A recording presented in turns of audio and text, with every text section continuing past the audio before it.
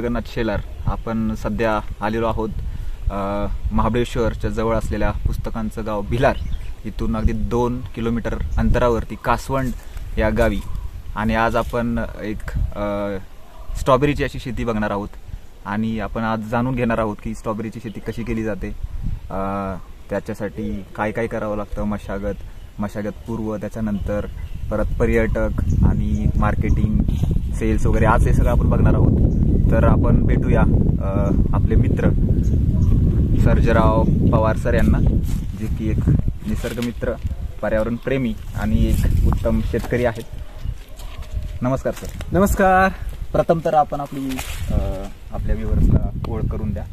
हां, तर मी सर्जेराव पवार, मूळचा याच गावचा कासवंड, आणि माझी ही स्ट्रॉबेरीची शेती तुम्ही पाहू शकता. साधारण 20 गुंठ्यात मी हा प्रयोग केलेला आहे. त्यानंतर मी त्यासोबतच माझे काही छंद जोपासतो. मी निसर्गसेवा करतो, प्राणीमित्र आहे, आणि त्यासोबत माझा छोटासा व्यवसाय देखील आहे. आणि हे त्यासोबत मला शेतीची आवड असल्यामुळं मी ही शेती अशी करतो.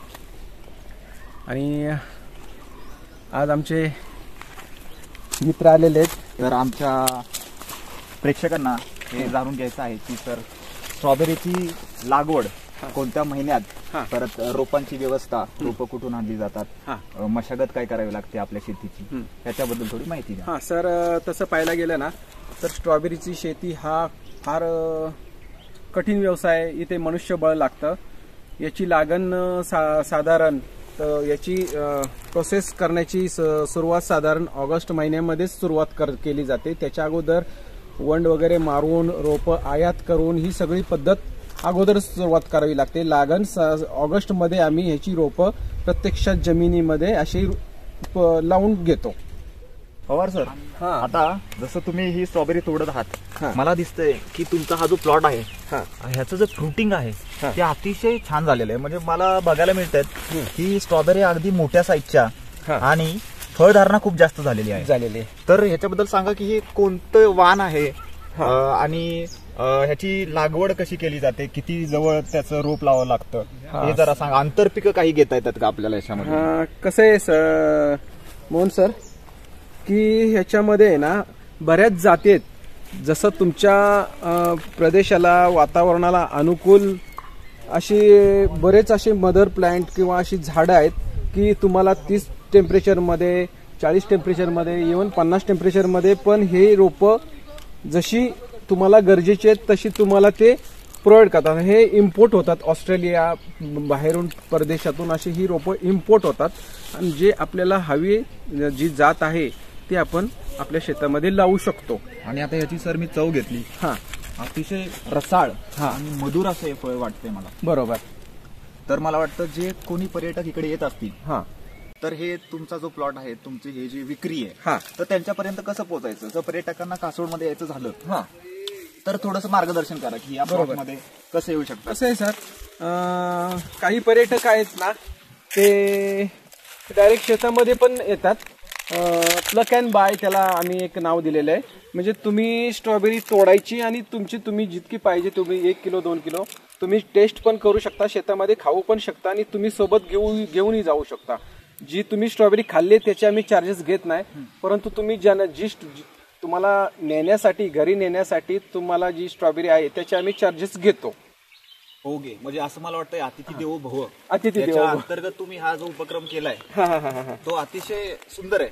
सुंदर. आणि मला वाटतंय सर, तुम्ही हे जे फळधारणा आहे, हा जो सीझन आहे तो किती दिवस पर्यंत चालेल? सर, हा सीझन आहे ना कम्प्लीट, जर तुमच्याकडे भरपूर पाणी असेल ना तर 8 महिने चालतो. काही ठिकाणी ग्रीन हाऊसमध्ये तर वर्षभर चालतो. परंतु त्या स्ट्रॉबेरीला आत्ताची जी चव आहे ह्या स्ट्रॉबेरीची, त्या स्ट्रॉबेरीला नसते. फक्त रासायनिक औषधं मारून तिला फक्त रंगरूप देतात. पण जी चव आहे ना ती आत्ताच्या स्ट्रॉबेरीला गोड लागते स्ट्रॉबेरी. आणि तसं आज महाबळेश्वर तालुक्यात पाहायला गेलं तर जी स्ट्रॉबेरी तुम्हाला मिळते ना ती पूर्णपणे रासायनिक आहे. जैविक स्ट्रॉबेरी तुम्ही करायला गेलात नाही ते प्रयोग तर तुम्ही लॉसमध्ये जाल, तुमच्या शेतामध्ये फळच लागणार नाही आणि मोठं देखील होणार आहे. तुम्ही फळाची साईज देखील पाहू शकता. मला मागे एकदा फळ सापडलेलं इथे जे कम्प्लीट 600 ग्राम होतं, म्हणजे अर्धा किलोचं होतं. अरे बापरे. हा, आणि वेगवेगळ्या आकाराची पण फुलं सुद्धा तसं आहे थोडक्यात. हो, फळं येतात. जास्वंदाच्या फुलासारखं देखील फळं आमच्याकडे लागलेली आहेत. आपल्या रोजच्या भाजीपाल्याची गरज भागवण्यासाठी आम्ही याच्यामध्ये आंतरपिकं पण घेतो. जसं तुम्ही पाहू शकता, ही जांभळी कोबी, पर्पल कॅबेज, त्यानंतर ग्रीन कॅबेज, त्यानंतर तुम्हाला दिसेल इकडे ह्या साईडला लसूण आहे, कांदा आहे, मिरच्या आहेत, टोमॅटो आहे, कोथिंबीर देखील आम्ही कधी कधी लावतो. हे आपल्या दैनंदिन भाजीपाल्याच्या, स्वयंपाकाच्या किंवा आपल्या गरजा भागवण्यासाठी आम्ही करतो. परंतु हे आंतरपीक आम्ही ज्यावेळेस घेतो त्यावेळेस ह्या मूळ पिकाला देखील त्याचा तोटा होतो. कारण का अन्नद्रव्य घटक जे काही असतात ते जास्त प्रमाणात विखुरले जातात, आणि जे आपण ज्या उद्देशानं स्ट्रॉबेरी करतो तो उद्देश काही सफल होत नाही. तरी पण आपलं थोडं थोडं थोडं आम्ही करत राहतो जे भाजीपाल्याची गरज भागवण्यासाठी. पण मला वाटतं हा प्रयोगशील प्रयत्न दिसतोय. हा, कारण ही जी जांभळ्या कलरची कोबी अतिशय छान वाढलेली आहे ती. हा हा हा. आणि मी तिकडे बघितलं एक प्रोटीनयुक्त अशी एक भाजी जी की मॉल आणि परदेशामध्ये खूप वापरली जाते. हा, ती म्हणजे ब्रोकोली. अतिशय छान पद्धतीने आलेली आहे. हा हा हा हा. तर त्याची देखील आम्ही लागवड करतो. कारण पर्यटक ज्यावेळेस आमच्या शेतामध्ये व्हिजिट द्यायला येतात त्यावेळेस ते असा काही भाजीपाला पण खरेदी करतात. त्यातून आम्हाला फायदा देखील होतो. शेतकऱ्यांचं एवढं कष्ट आहे, त्याचा फायदा झालाच पाहिजे.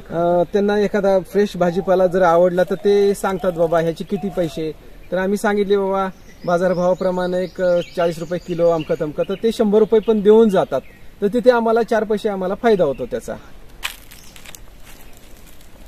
तर अशा प्रकारे तुम्ही अख्ख्या शेतातून जर फिरलात तर तुम्हाला इथे वेगवेगळ्या प्रकारची पिकं दिसतील, आंतरपिकं. मला वाटतं 2-3 दिवसांचं शिळं खाण्यापेक्षा जर इकडे आलं तर ही ताजी भाजी नक्कीच लोकांना आवडेल खायला. तर मी तुम्हाला निवेदन करेन आपल्या प्रेक्षकांना की तुमच्या हे जे सगळं यील्ड येतं आणि लोकांपर्यंत तुमचा हा प्लॉट, तुमची शेती स्ट्रॉबेरीची पोचावी, याच्यासाठी तुम्हाला काय सांगायचे आमच्या प्रेक्षकांना? आमचा मे महिन्यात आहे ना महाबळेश्वर फेस्टिवल येतो. त्या फेस्टिवलमधून प्रसार माध्यमातून आम्ही अख्ख्या भारतभर किंवा परदेशी लोकांना देखील आम्ही आमंत्रित करतो व फेस्टिवलमध्ये या आणि तुम्ही स्ट्रॉबेरीची टेस्ट घ्या, हवी तेवढी खा, आणि जी तुम्हाला कॅरी करायची घरी घेऊन जायचे ती तुम्ही घरी घेऊन जाताना त्याचे आम्ही पैसे घेतो. याला मोठा प्रतिसाद मिळतो. पवार सर, अभेद्य सह्याद्रीने वेढा दिलेला असा हा परिसर मला दिसतोय. अगदी समुद्र सपाटीपासून खूपच उंचीवरती हा प्रदेश मला दिसतोय, आणि हे जे बाजूला चक्क अतिशय घनदाट असं जंगल मला दिसतंय. तर इथे वन्य प्राण्यांचा काही तुमच्या शेतीला त्रास? आम्ही आमच्या परीनं दिवसभर इथे राखण देखील बसतो, किंवा माकडे आहेत, त्यानंतर दिवसाची माकडे येतात, आणि रात्रीचे जे प्राणी असतात बघा, तुम्हाला आता आमच्या इकडे एवढं तुम्ही घनदाट जंगल बघितल्यामुळं बघताय, त्यामुळे इथे वन्य प्राणी म्हणजे निशाचर प्राणी जसे गवे, रानगवे भरपूर प्रमाणात इथे आता त्यांचा उपद्रव व्हायला लागलेला आहे. आम्ही रात्रीचे देखील इथं राखण करतो. हे गवे काही खात नाहीत, परंतु ते जर ह्या वंडातनं चालले तर भरपूर प्रमाणात त्यांचे पाय मोठे असतात ना, तर भरपूर प्रमाणात ते पायाखाली चिरडून स्ट्रॉबेरी जाते, रोपांची सत्यानाश होतो, आणि त्या समस्येला आम्हाला इथं सामोरं जावं लागतं. रात्रंदिवस याला राखण बसावी लागते. गव्यांबरोबर इथे साळींदर आहे, त्यानंतर तुम्हाला सांगतो मुंगूस आहे, लांडोर आहे, असे बरेच प्राणी इथं येतात आणि स्ट्रॉबेरीची नासधूस करून जातात. तर मग त्या लॉसला आम्हाला सामोरं जावं लागतं. लॉस होऊ नये त्यासाठी आम्ही रात्रंदिवस ते कष्ट घ्यावेच लागतात. आज आपण सर्जेराव पवार यांच्या कासवंड येथील या स्ट्रॉबेरीच्या शेतीला भेट दिली, तर ती तुम्हाला नक्की आवडलीच असेल. सर्जेराव पवार सरांनी आपल्याला याच्याबद्दल अतिशय चांगली माहिती सांगितली. म्हणजे याची लागवड कशी करायची, याच्यासाठी अनुकूल वातावरण कसं आहे, आंतरपिकं कोणकोणती घेतली जातात, मशागत कशी करायची, परत फवारण्या कुठल्या कुठल्या आहेत, याचं मार्केट कसं आहे, या सगळ्याबद्दल तुम्हाला आज पवार सरांनी अतिशय छान माहिती सांगितली. त्याबद्दल त्यांचे आभार. आणि मी तुम्हाला विनंती करेन की जर तुम्ही महाबळेश्वर परिसर पाहायला येणार असाल पर्यटक म्हणून, तर पुस्तकांचं गाव भिलार इथून हा यांचा शेतीचा प्लॉट अगदी हाकेच्या अंतरावर, म्हणजे मला वाटतं 2 किलोमीटरवरतीच आहे. तर तुम्ही ह्या शेतीला नक्कीच भेट द्या. सर्जेराव सरांचा संपर्क क्रमांक आपण डिस्क्रिप्शन बॉक्समध्ये दिलेलाच आहे, तर त्या पद्धतीने तुम्ही त्यांना संपर्क करू शकता. तर आजची ही जी मोहीम आहे ती आपली यशस्वी झालेली आहे असं मी समजतो आणि तुम्हा सगळ्यांची रजा घेतो. चॅनलला सबस्क्राईब करायला विसरू नका. धन्यवाद.